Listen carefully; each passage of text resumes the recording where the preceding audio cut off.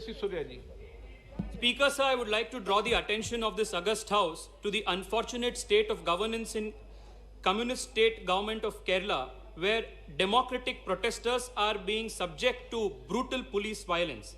Sir, the fact that the gold smuggling scam has close links with the Chief Minister of Kerala and that there is attempts to obstruct impartial investigation that is being undertaken is something of public knowledge. Sir, the communist crimes do not end there.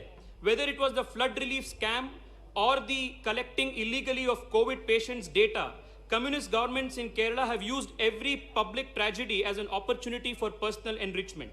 The Kerala government's life mission housing scam follows the same template as that of the Venezuelan housing scam.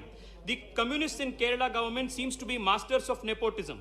Like their ideological compatriot Kim Jong-un of North Korea, who appointed his sister and close relatives to important roles in government, Kerala's communist ministers have come under severe criticism by Kerala High Court for appointing their close relatives as heads of PSU and government bodies.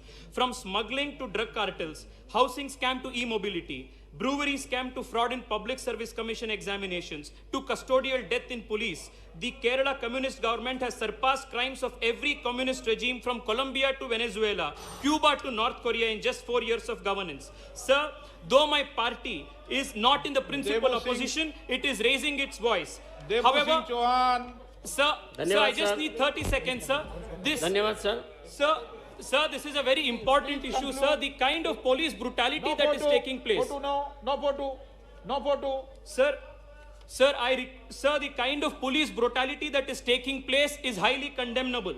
Sir, in Kannur, the communist government is physically beating up protesters, including women protesters, sir. I request every conscientious member of this House to take serious cognizance of this suppression of democracy in Kerala and condemn it in the most serious terms.